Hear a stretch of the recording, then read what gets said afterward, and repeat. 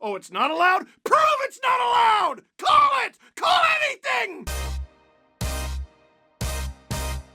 Woo, dang it. Hello, friend, Steve Dangle here, and welcome to another episode of Steve's Dang It's. It's usually a video that features bloopers, except it's the third round of the playoffs, there's only 4 teams left, and the dang it's are catastrophic. Like, for example, hey, you ever outplay a team all night and outshoot them like 40 to 15 or something like that, and then throw the entire game away? Anyway, here's Marc-Andre Fleury. This one up the ice here if they get control. No icing as Anderson got a piece of that. What? Scores! Josh Anderson! As Fleury misplays it, and the game is tied.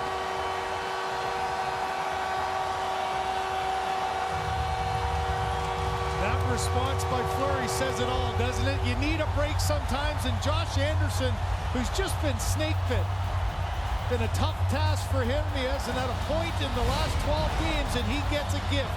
It gets tipped right here, so it's not icing. So Fleury comes out to play, bobbles it. Hasn't been a busy night for Fleury in there. Has trouble with it.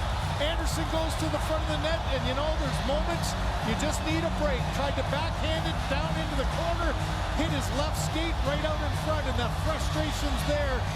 But the 3,500 here at the Bell Center have something to stand up for.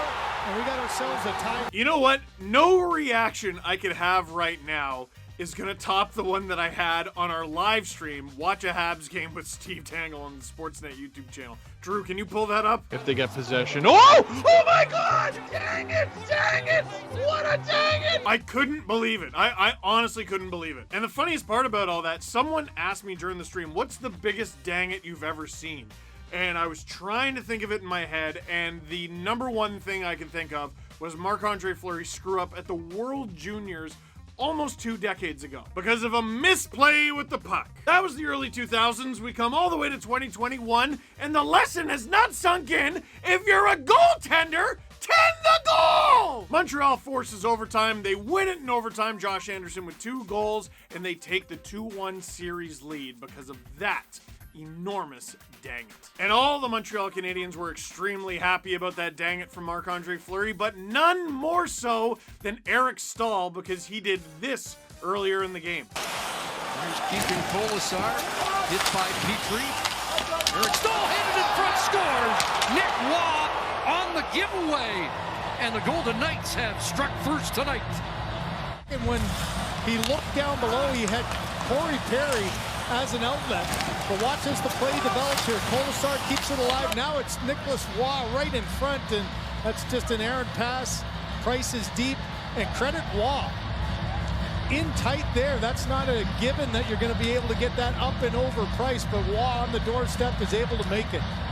Right behind Waugh was carried. This giveaway is so clean that when it happened, I didn't even react because I thought it was just a nice pass from behind the net. It wasn't until we saw the replay, I'm like, oh, that was Eric Staal? If the Habs end up losing that game, that's an enormous dang it, but it wasn't even the biggest dang it of the night. Now we go to Game 5 for the New York Islanders. Well, they lost 8-0. Let me check with producer Drew. Can that just be the dang it? Okay, if I had to pick only one, it'd be this amazing pass that didn't end up being an amazing pass. It was a straight up own goal. Trying to get it. Gord has got it. Yanni Gord waits, fakes, scores.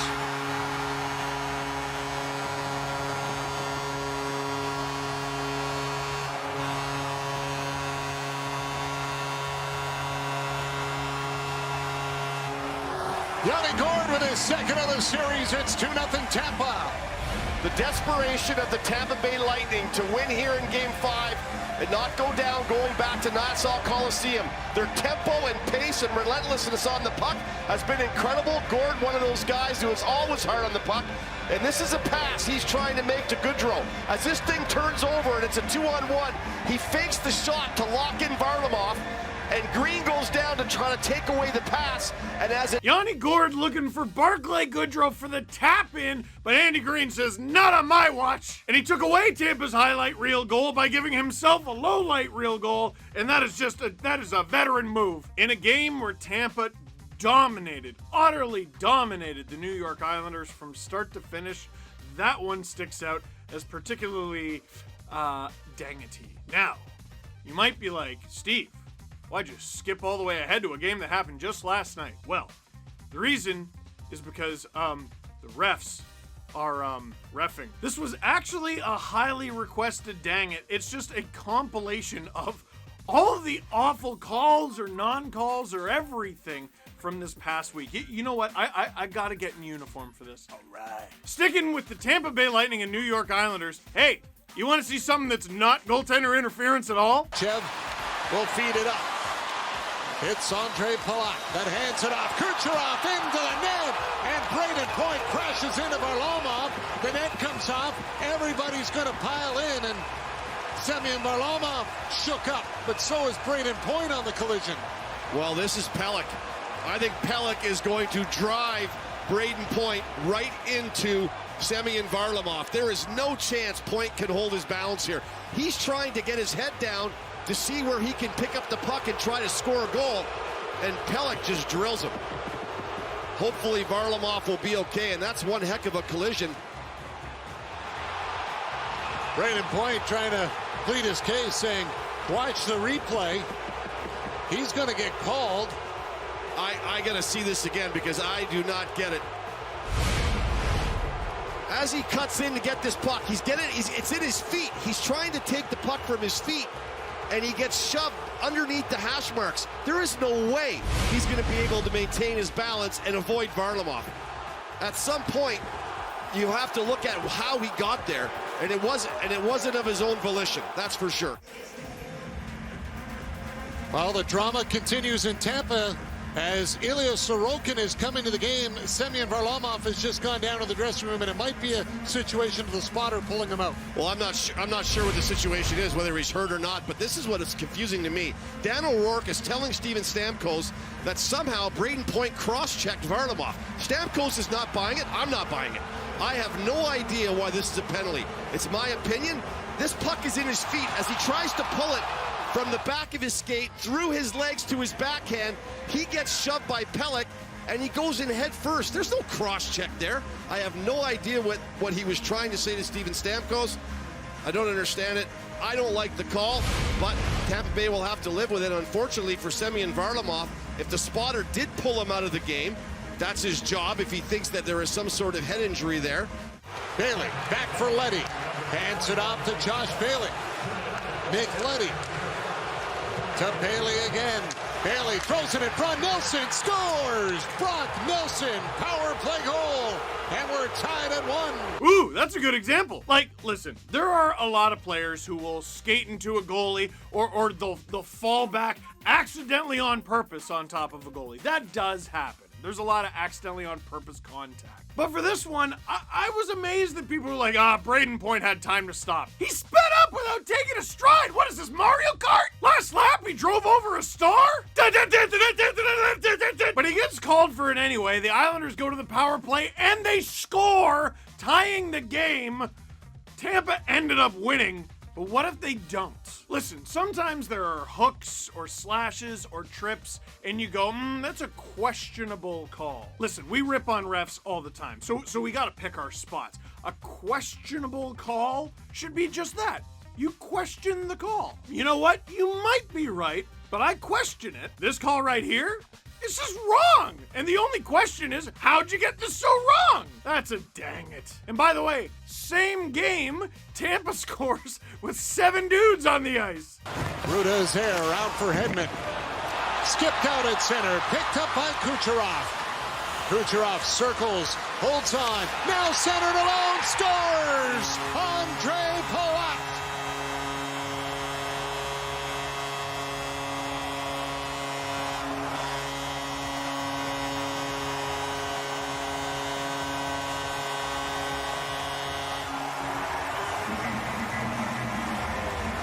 Well, this all starts back in Tampa Bay's end with Victor Hedman right up the pipe. It's not the perfect pass, but when you have a set of hands and a set of feet like Kucherov, and you could stop on a dime and buy some time, and that's exactly what he does. He attracts the attention of 2 players, and Barzal is not paying attention.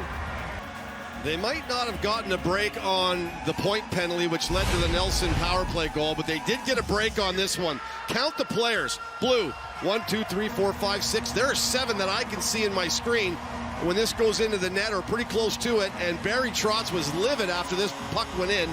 He didn't get any traction on it. And then later on, Lane Lambert, the associate coach, shows it to him. And he's like, there's 7 guys out there, and you can't argue with them. It's a missed call. And the puck is in the back of the net. And possibly the hockey gods have just straightened it up a little bit. Who knows? Now, in fairness, Tampa did not have 7 men on the ice. If you count the goalie, they had 8. Now, one of the arguments about why this isn't such a huge dang it is, even though there were 7 Tampa skaters on the ice, only 4 of them were in the offensive zone, which I kinda get, but go ahead and explain that to an Islanders fan. And the funniest part of the conversation was that happened after the Brayden Point one, so everyone said, all right, makeup call, everything's fine. Reminder that Tim Peel is watching these Stanley Cup playoffs at home for accidentally saying the thing that we all knew was happening into a microphone. That's a dang it. For our next dang it, it's so bad I gotta give a blood warning. So if you're squeamish, you might want to look away. Jonathan Marchessault pulls his stick out of a rock like Excalibur and cleaves Corey Perry in the face with it. Good play by Deneau to get it back and to bring it back in. Working along the boards, Perry got a high stick. He went down and gloves off, heads to the bench. Play continues. Now Edmundson at the line. It's played back in. And Corey Perry incensed, and he is going to go to the room here. And that went completely undetected. Although I don't think any fans here in the building missed it. No, and he has had a history of trying to sell it, but he's not selling it. He's bleeding. He's gone down to the Montreal room. That's a real missed call. We gotta do something here, man. We gotta do, listen, there was a stoppage immediately after that where they were like scraping the ice and everything, and there was blood. Did anyone ask questions? Like, in what other workplace does that happen? Hey, Tom, you see there's a puddle of blood on the floor? Oh, yeah, there is. Do you know where it came from? No, I can't say I do. Should we maybe ask a few questions or clean it up and do nothing? Oh, I think I like that second one. Can you say it again? In no other workplace do you just go, well. During a stoppage, there is no reason for the officials to get the call wrong when we all know what the right call is. It was the puck. No, it very wasn't the puck. It was a high stick. It should have been a 4-minute double minor. Now, Montreal obviously winning the game in overtime there. We've already been through that. But can you imagine if they lose that game with Corey Perry off in the dressing room getting repairs? And what's amazing is I didn't see anyone criticizing Jonathan Marchessault because it's an accident. He was going for the puck at very least, but you got to be responsible for your stick, and he got Corey Perry right in the schnoz. Unfathomable miscall. That's a super duper dang it.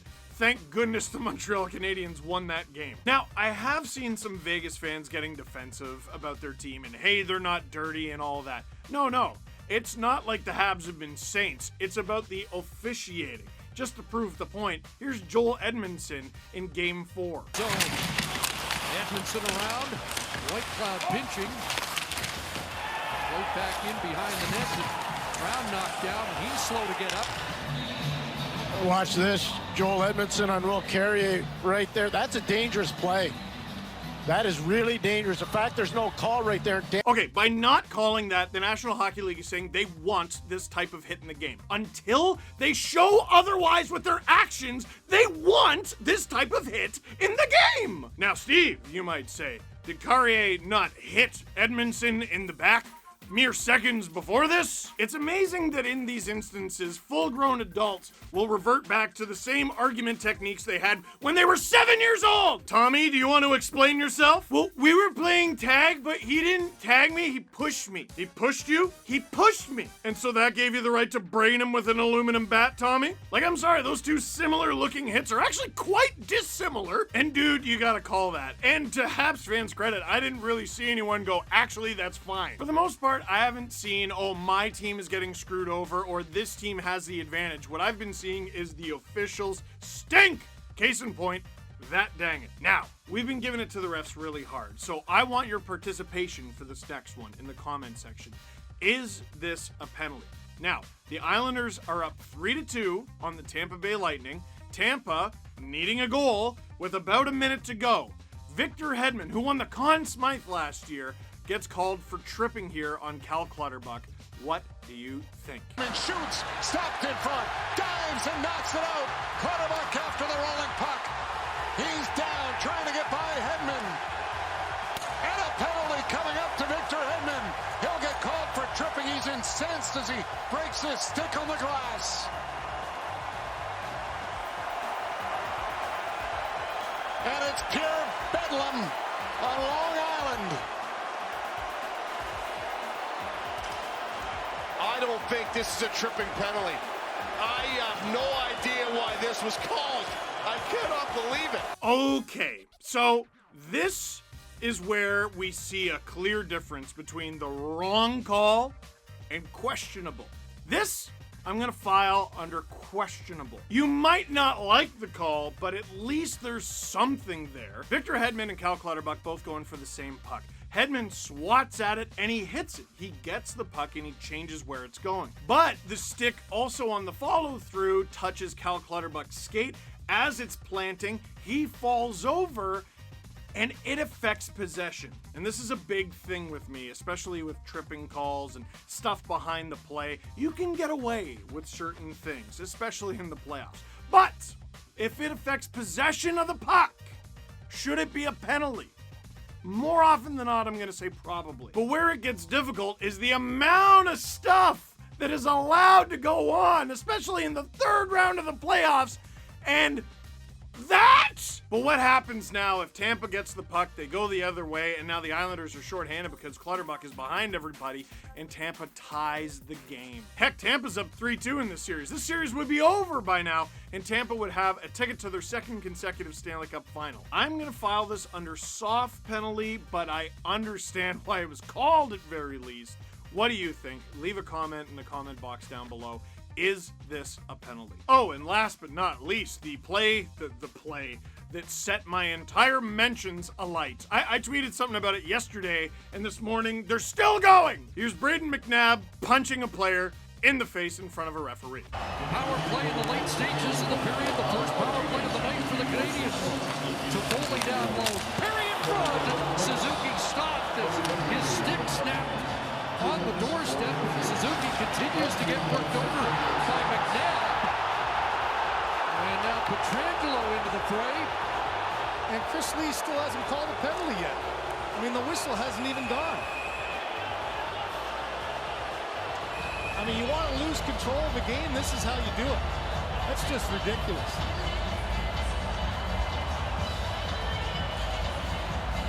Corey Perry has a great scoring chance. He gets inside positioning from down low.